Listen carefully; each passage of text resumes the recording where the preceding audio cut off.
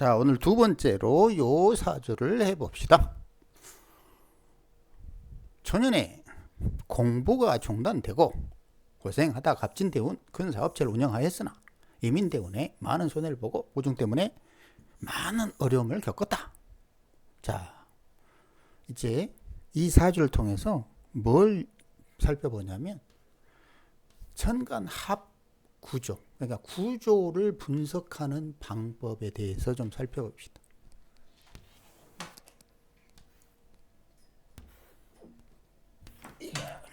더 안 되네.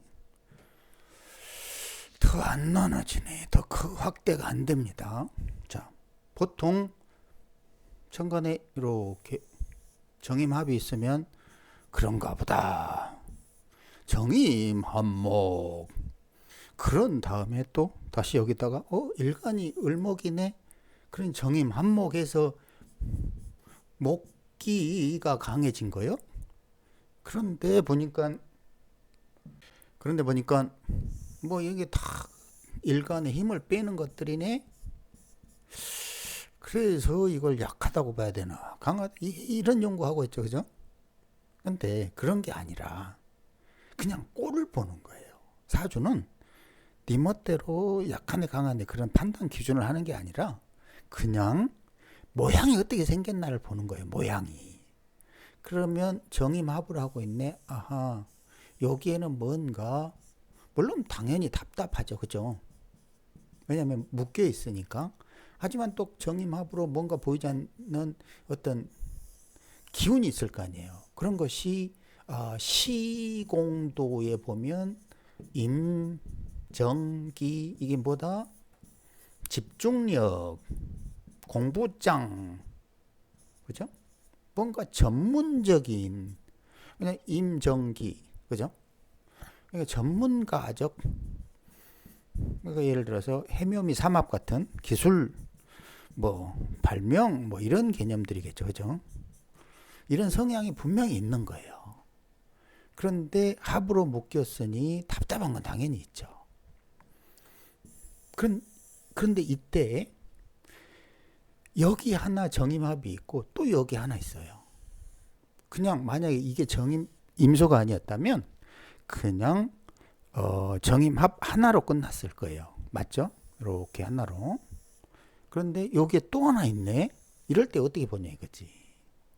그럴 때는 시간이 이렇게 흘러간다고 생각해 봐요.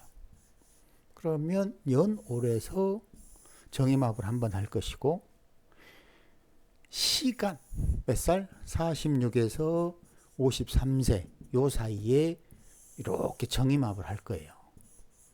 여기 1번, 여기 2번. 그러면 한심하게 정임합목 이런 거 보는 사람들은 이게 목이 하나 있어. 또 여기 정임하면 또 목이야? 이런 거나 따지고 있는 거예요. 왜? 시간 공간 개념이 전혀 없으니까 무슨 오행 개념만 가지고 그걸 이해를 하고 있다고. 그리고 플러스 왕세, 생극, 통근, 뭐 신강약 이런 걸로만 생각을 한다고. 근데 그런 게 아니라 정임합의 물상이 뭐고, 물상, 그죠? 정임합이 뭐야 이거야 도대체. 왜 음란지합이라고 하는지, 그리고 정임합이 합하면 어떤 물상, 어떤 특징을 보이는지 이런 걸 생각을 해야죠. 그런 걸 공부해야 되는데. 세 번째, 구조를 이해해야 돼요.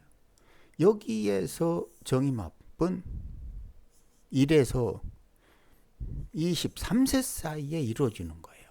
이 대상이 조부와 아버지라고. 뭔가 여기에 묶여서 답답한 건 사실이지만 을 입장에서는 전문가 이런 물상이 나온다고. 무슨 말이냐? 달라요. 그 입장에 따라서. 일간 입장에서는 요 정임합은 전문가 이렇게 된다 이거예요. 하지만 두 사람 입장에서는 묶여서 답답해. 이건 전혀 다른 기준점으로 본 거라고. 이걸 동일한 걸로 보면 안 되지. 그죠? 얘 입장에서는 뭔가 전문가적 소질이 있는 사람이구나. 정화 입장에서는 묶여가서 답답하구나. 임수 입장에서는 이런 식으로 화기에 탱천해가지고 이 답답한 증발하는 그런 모양이구나. 여기에 뭔가 보충되지 않으면 요 임수 조부도 답답한 모양이구나. 혹은 증발돼서 이제 문제가 생기겠구나.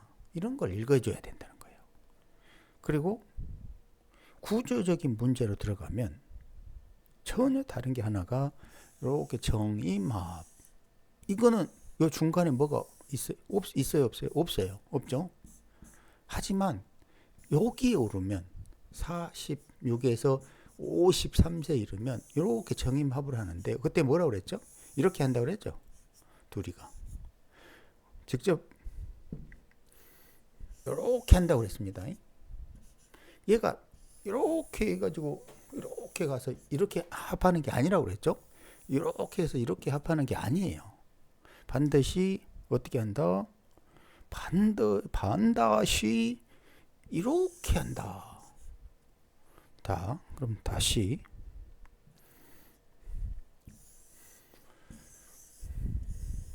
이럴 때는 중간에 뭐가 없다. 여기에 이르면 이렇게 합을 하는데 이게 이런 과정을 거쳐서 합을 한다. 그럼 반드시 뭐가 있다? 중간에 낀 협자가 있다. 이제 협자론 책에 쓴 예문인데 고로 같은 정임합을 해도 이 정임합하는 두 번째 정임합을 하는 과정에 을이 협자로 끼어서 영향을 받는다. 찌그러진다. 혹은 임정을 취한다. 둘 중에 하나예요. 무조건 찌그러진다가 아니라 예를 들어서 정화가 있고 여기 시간에 갑이 있고 월에 기토가 있어요. 이렇게 합을 하면 정화가 가장 좋아하는 갑을 취한다. 정화 입장에서 갑은 뭐다? 돈이자, 명예자, 권위자. 그러니까 이거는 취하는 거예요. 찌부러진다라고만 보면 안 되지. 자, 그러면 이 사주는 찌부러지는 거요, 취하는 거예요. 을목은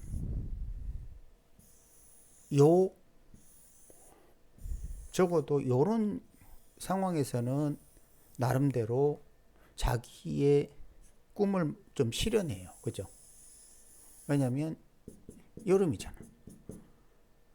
그리고 뭔가 열매가 있어야 돼. 이렇게 있긴 있어. 요즘 경금이 있고 신금이 있으니까 여기서 을경합 한다고. 그리고 정신임 이런 조합들이 된다고. 을뱅갱 마찬가지고. 이런 상태이니까 좋은데 이제 여기에서 경금이 신금으로 바뀌면 을목은 힘들겠지. 맞죠? 이제 이런 걸 봐주는데 여기에서 갑자기 임이 왔어요. 그럼 임은 을목 입장에서는 어두워진다. 좌우 확산을 제대로 하지 못한다. 응결된다. 이런 개념이 돼요. 여기 있을 때는 을목의 중간에 끼지 않았기 때문에 직접적인 영향을 받는 게 아니라고. 그리고 미월이었어. 미월이니까 임수가 좋은 역할을 해야지. 하지만 문제는 뭐다? 협자로 끼인 을목은 원하든 원하지 않든 임수 때문에 어두워진다야. 맞죠? 특히나 인호술 삼합 기준으로 저승사자 이렇게 되는 거예요. 그러니까 이 사람이 갑진대운에 돈을 잘 벌다가 이때부터 크게 사업체를 운영했다. 나쁠 게 없잖아. 을진 갑 의지하지, 그죠? 거기다가 이 구조에서 정미지 또 오미 사이에서 유금이 정신임 이렇게 빠바방 튀겨지지. 진유로 또 폭발할 수도 있지. 그런데 여기 시간 여기 임수에 이르면 정임합을 이런 식으로 하는 게 아니라 요렇게 한다고. 요 과정에서 을목이 임수 오둠 속으로 들어간다. 그러면서 얘가 답답해진다. 즉 사회공에서의 활동이 어두워진다. 이런 얘기라고. 그러면 이게 분명하게 정임합을 하는데 그 구조는 전혀 다르다. 그리고 정임합을 어느 입장에서 보느냐에 따라서 그 뜻은 또 전혀 다르다. 간단한 예로 방금 이야기했듯이 을목 입장에서 정임합은 전문가야. 정화 입장에서는 두 번의 합을 통해서 뒤통수 맞는 거야. 이게 피곤한 거지. 이게 한 번으로 정임합으로 괜찮은데 또 여기 뒤에서 또 이리 와서 뒤통수 때려버려. 얘 피곤하잖아. 아빠가 피곤할 가능성이 많아. 그러니까 초년에 공부가 중단되고 고생하다 이런 게 이제 부친의 모양이지. 그죠? 하지만 또 이런 것도 있지. 초년에 공부가 중단되고 이거는 임수가 요 많은 오미 화기에 탱천해 가지고 몸이 근질근질해. 공부 생각이 집중이 안 되니까 밖으로 나가버리고 뭐 이렇게 되는 거야. 그러니까 뭐지? 밖으로 나가니까 돈 벌러 나가는 거야. 돈 벌러. 그러니까 갑진대운의 사업체를 운영했다. 큰 사업체를. 일찍부터 이제 돈 벌러 나간 거야. 그런데 여기 유금에서 이제 화기, 오미, 요 오미, 지지에도 협자가 하나 있는데 뺄 뻔했네. 요 오미가 이렇게 그 협자로 찌그러 버리면 그러니까 얘가 이렇게 가는 게 아니고 얘가 이렇게 가는 것도 아니고 오미가 이렇게 이런 식으로 튀어나가면서 을목을 잘라버린다고. 그러니까 이제 이혼한 거지. 근데 이혼에 그친 이유는 뭐겠어? 적어도 이런 것들이 있었다. 진토 이런 것들이 좀 해소는 해줬다. 이런 것 때문이고 그래도 정신임으로 돈은 벌었다. 하지만 여기에 이래서는 요거 묶어버리고 을목이 답답해지니까 어떻게 됐다? 고생했다. 이게 바로 구조, 꼴을 이해하는 거예요. 매우 매우 중요하지. 이 구조 꼴 보기도 바쁜데 뭐 쓸데없는 객국 뭐 억부 용신 통군 뭐 왕세 이런 거 보고 있냐고.